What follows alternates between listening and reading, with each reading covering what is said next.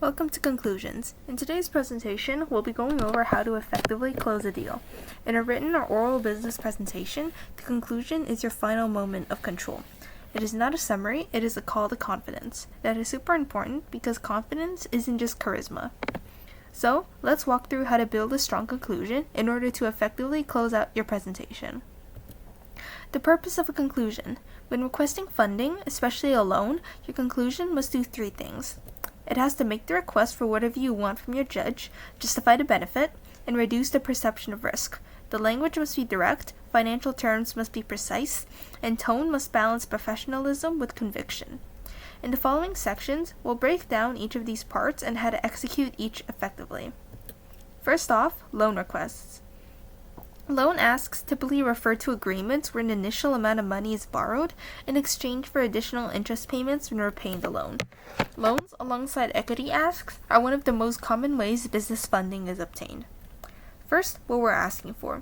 We always need to avoid vague phrasing in our paper, but especially in the conclusion section. We have to be clear and unambiguous because that's what the industry standard is. That means including the amount, interest rate, repayment timeline, and disbursement terms. This can be really difficult for students since they don't know how to ask for money without kneecapping themselves. Even if you're worried about over-asking, this section is not where you're justifying the costs. You're just getting it out into the world.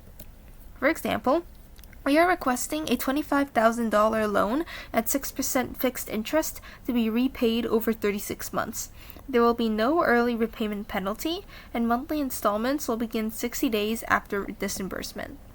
Lenders are going to evaluate risk partially by how clearly the terms are proposed, and that is who your judge is viewing your paper through the lens of. Next, what the lender receives. We have to explain that we are reliable and are worth the risk to the lender. Investors aren't moved by a fantastic presentation and lots of passion because they need to make their money.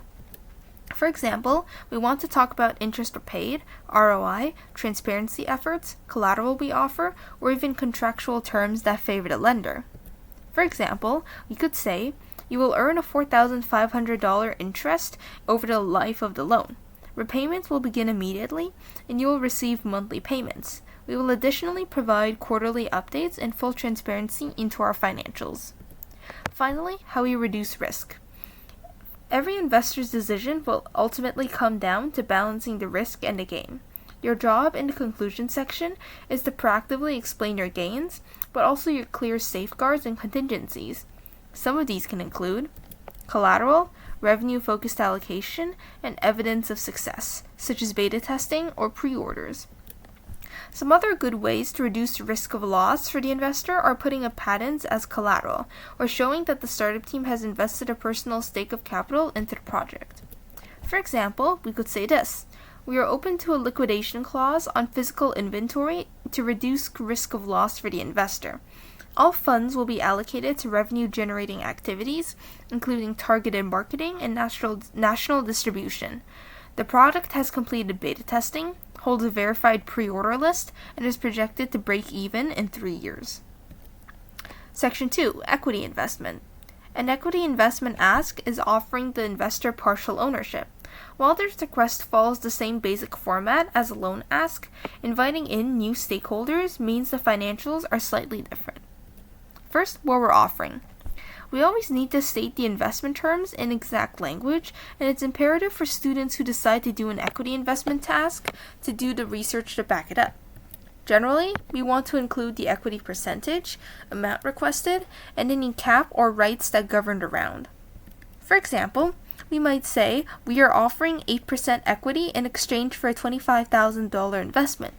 This round is capped at $75,000 total, with pro rata rights included for future rounds. Once again, this cannot be stressed enough. If you are thinking of doing an equity investment ask, you should research the proper language to use. To avoid judges trying to spend time negotiating the share cap, avoid suggesting flexibility on this. Next, what the investor receives. Unlike a loan investor, an equity investor does not expect to be paid back in a traditional sense. Instead, the benefits they are looking for will be ownership and influence over a company that is expected to grow in the long run. For example, we may By being a partial owner, you will receive formal equity documentation and voting rights. You will also gain strategic access to proprietary market research, intellectual property, internal testing data, and first rights in future equity rounds. Additionally, it is also worth looking into all the little details surrounding Series A investors, which is most likely what your DECA judge will be approaching this as. Establishing your judge as a Series A investor will demonstrate you've put in a lot of research, but it will also likely prompt high-level questions, which may be too much for unprepared students. You've been warned. Finally, mitigate risks. Generally speaking, equity investments will be approaching risk from the standpoint of an exit plan, not so much collateralizing. Once again, if you're going to be establishing your judge as a Series A investor, it's worth bringing up liquidation payback protocols. Exit plans are crucial in any business, but especially for the equity investments. These will usually include acquisition, licensing, and revenue sharing pathways. For example, we have outlined 3 exit pathways: brand acquisition, licensing, or structured revenue share. Our brand is protected by a filed trademark, and our core intellectual property is under patent. We will provide monthly burn rate updates and offer you a seat on our advisory board for future strategic oversight. Concluding. Our conclusion must include a direct and specific call to action, both in our paper and presentation.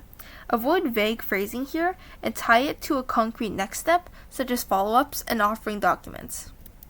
This can be phrasing like, "We would love to schedule a review call to walk through the contract provided," or "I can send over our due diligence materials by the end of the day." Your statement has to imply forward motion, and will also encourage your judge to act in the role of investor when you are wrapping up your presentation. Confidence is clarity. Every sentence must show you're ready for the real world. Once again, thank you for supporting us.